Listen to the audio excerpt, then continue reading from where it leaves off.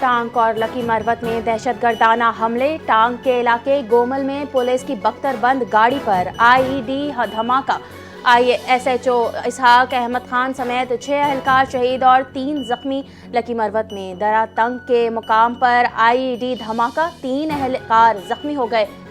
شہداء کے لاشینوار زخمی ہونے والے اسپتال منتقل کر دیے گئے۔ گورنر خیبر پختونخوا فیصل کریم کنڈی کا شہداء کے اہل خانہ اور ساتھیوں سے دلی ہمدردی کا اظہار، واقعے پر اعلیٰ حکام سے فوری رپورٹ طلب کر لی۔ کہا فتنہ الخوارج کی کارروائیاں صوبے کے حوصلے پست نہیں کر سکتی، صوبائی حکومت سے امن یقینی بنانے کے لیے عملی اقدامات کا مطالبہ۔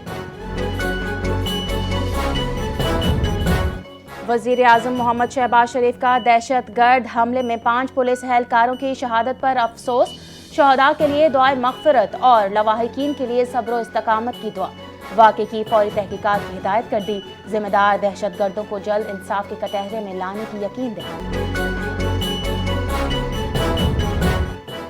صدر مملکت آصف علی زرداری کا دہشت گرد حملے میں پولیس شہداء پر گہرے دکھ اور افسوس کا اظہار، شہداء کی بہادری اور وطن کی خدمت کے جذبے کو خراج تحسین، لواحقین کے لیے صبر و استقامت کی دعا۔ انہوں نے کہا اللہ تعالیٰ شہداء کو جوار رحمت میں اعلیٰ مقام عطا فرمائے۔ وزیر اطلاعات پنجاب عظمہ بخاری کی لاہور میں نیوز کانفرنس، کہا کہ کل وزیر اعلیٰ خیبر پختونخوا نے سندھ کا دورہ کیا، لیکن سہیل آفریدی کے کارکنوں نے میڈیا کی گاڑیوں پر پتھراؤ کر کے ثابت کیا کہ دہشت گردی اور فساد پھیلانے سے نہیں ہٹ سکتے۔ PTI کے لوگ آج تک کہتے ہیں 9 مئی فالس فلیگ تھا، انہوں نے 13 سال میں فرانزک لیب کیوں نہیں بنائی؟ عالمی ادارے پنجاب حکومت کے اقدامات کے معترف ہیں۔ وزیر اعلیٰ خیبر پختونخوا سہیل آفریدی کا سندھ ہائی کورٹ میں منعقدہ تقریب سے خطاب، کہا کہ آئین اور قانون کے ساتھ کلہوڑوں سے رہا، جس سے اداروں کا نہیں بلکہ پورے پاکستان کا نقصان پہنچا رہا ہے۔ انصاف برائے فروخت نہیں ہونا چاہیے۔ انہوں نے PIA کو بھی نیلام کر دیا۔ وزیر اعلیٰ نے کہا وہ بانی PTI سے ملاقات کرنا چاہتے ہیں، لیکن ان کی بات نہیں سنی جا رہی، اور جب کسی کو دیوار سے لگایا جاتا ہے تو احتجاج کے سوا کوئی راستہ نہیں بچتا۔ انہوں نے سندھ ہائی کورٹ بار کے وکلاء کا شکریہ ادا کرتے ہوئے سندھ کے عوام کو بہادر اور دلیل قرار دیا۔ خیبر پختونخوا میں اس وقت حکومتی بد انتظامی عروج پر ہے۔ PTI کرپشن کو جرم نہیں سمجھتی، وزیر اعظم کے کوارڈینیٹر اختیار ولی خان کی گفتگو، کہا خیبر پختونخوا میں افسران کے درمیان رشوت دینے کی دوڑ جاری ہے۔ خیبر پختونخوا میں سرکاری ادویات فروخت کی جا رہی ہیں۔ صحت کارڈ کے نام پر رشوت کا بازار اتنا گرم ہے کہ عام آدمی کو بنیادی ادویات بھی دستیاب نہیں۔ اورکزئی میں دہشت گردوں نے امن لشکر پر حملہ کر دیا۔ دہشت گرد حملے میں 2 افراد جاں بحق، 3 زخمی ہو گئے۔ امن لشکر کی جوابی کارروائی میں 3 دہشت گرد ہلاک۔ SDPO محبوب خان نے واقعے کی تصدیق کر دی۔ واقعے کے بعد علاقے میں سیکیورٹی مزید سخت، زخمیوں کو فوری طور پر قریبی اسپتال منتقل کر دیا گیا۔ اسلام آباد میں قومی پیغام امن کمیٹی کانفرنس سے وفاقی وزیر اطلاعات عطا تارڑ کا خطاب، کہا قومی پیغام امن کمیٹی کا دوسرا اجلاس جلد ہوگا۔ کمیٹی کل پشاور کا دورہ کرے گی۔ ملک میں قیام امن کے لیے علماء نے ہمیشہ اہم کردار ادا کیا۔ نظریاتی سرحدوں کے دفاع میں پیغام امن کمیٹی کلیدی حیثیت رکھتی ہے۔ انہوں نے کہا دہشت گردی کا کوئی مذہب نہیں ہوتا۔ وزیر اعظم اور آرمی چیف کی قیادت میں دہشت گردی کے مکمل خاتمے کے لیے اقدامات جاری رہے۔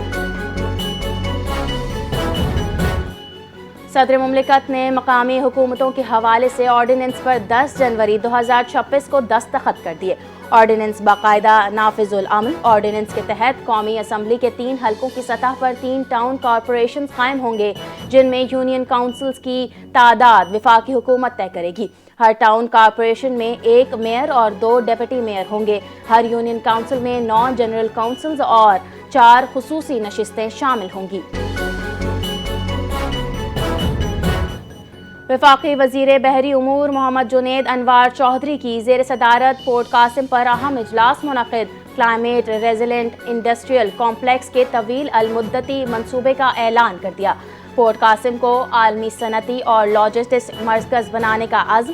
پورٹ قاسم کا ترقیاتی منصوبہ 14,000 ایکڑ سے زائد رقبے پر محیط انڈسٹریل کمپلیکس کو مشرقی، شمال مغربی اور جنوبی مغربی زونز میں تقسیم کر دیا گیا۔ جنید انوار چودھری نے کہا، پورٹ قاسم روزگار، سرمایہ کاری اور پائیدار ترقی کا مرکز بنے گا۔ SIFC کے اصلاحاتی ویژن اور سرمایہ دوست حکمت عملی کے باعث پاکستان عالمی معاشی شراکت داریوں میں نئی پیش رفت کی جانب گامزن۔ برطانیہ نے پاکستان کے ساتھ ترقیاتی شراکت داری کو ازسر نو استوار کرتے ہوئے سرمایہ کاری، تجارت، تعلیم اور موسمیاتی تعاون کے نئے اقدامات کا اعلان کر دیا۔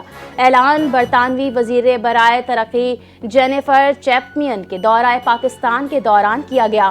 برطانوی حکام کے مطابق نئی شراکت داری روایتی امداد کے بجائے سرمایہ کاری اور معاشی ترقی پر مرکوز ہے۔ وزیر اعلیٰ سندھ سید مراد علی شاہ سے وزیر اعظم کے معاون خصوصی برائے صنعت و پیداوار ہارون اختر نے وفد کے ہمراہ ملاقات کی۔ صوبائی وزیر صنعت و تجارت جام اکرام اللہ دھاریجو، معاون خصوصی برائے سرمایہ کاری سید قاسم نوید، چیف سیکریٹری سندھ آصف حیدر شاہ اور دیگر اعلیٰ حکام شریک۔ وفاق اور سندھ حکومت کا چھوٹی صنعتوں کی ترقی کے لیے اشتراک کرنے پر اتفاق۔ حکومت پاکستان ملک کی قدیم تہذیبی شناخت کو آئندہ نسلوں کے لیے محفوظ بنانے کے لیے کوشاں۔ پاکستان کی ان کوششوں کا اعتراف بیرون ذرائع ابلاغ نے بھی کر لیا۔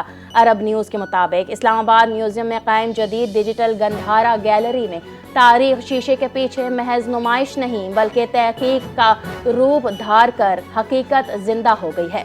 گیلری میں گندھارا تہذیب کو مصنوعی ذہانت، 3D ٹیکنالوجی اور ورچوئل ماحول کے ذریعے پیش کیا گیا۔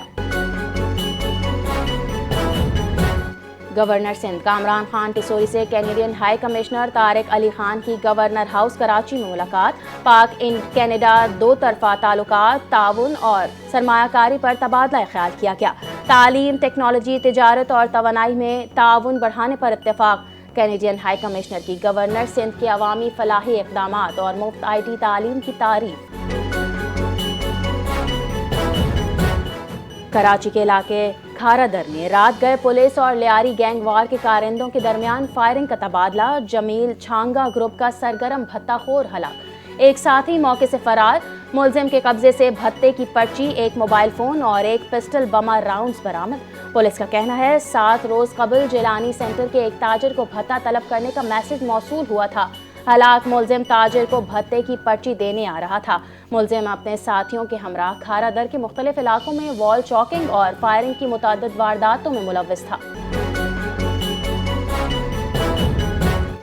اردو ادب کے ممتاز انقلابی اور رومانوی شاعر احمد فراز کی سالگرہ آج منائی جا رہی ہے۔ احمد فراز کا اپنی شاعری کے ذریعے محبت، مزاحمت، جمہوریت اور انسانی آزادی کی بھرپور ترجمانی، اپنے لفظوں سے شاعری کو نئی جہتوں سے روشناس کیا۔ نامور گلوکاروں نے احمد فراز کی شاعری کو 4 چاند لگا دیے۔ مہدی حسن اور میڈم نور جہاں نے احمد فراز کی غزلیں گا کر خوب شہرت پائی۔ ایران میں حکومت مخالف احتجاجی مظاہروں نے خطرناک رخ اختیار کر لیا۔ 2 ہفتوں کے دوران ہلاکتوں کی تعداد 500 سے تجاوز کر گئی۔ امریکہ میں قائم حقوق انسانی تنظیم کا دعویٰ، HRNA کے مطابق مظاہروں میں اب تک 490 مظاہرین اور 48 سیکیورٹی اہلکار مارے جا چکے ہیں۔ 10,600 سے زائد افراد گرفتار کیے جا چکے۔ یہ ایران میں 2022 کے بعد سب سے بڑے اور شدید ترین مظاہرے قرار دیے جا رہے ہیں۔ امریکی صدر ڈونلڈ ٹرمپ نے ایران میں فوجی آپشن کا عندیہ دے دیا۔ کہتے ہیں امریکہ ایران کے خلاف فوجی کارروائی سمیت مختلف آپشنز پر غور کر رہا ہے۔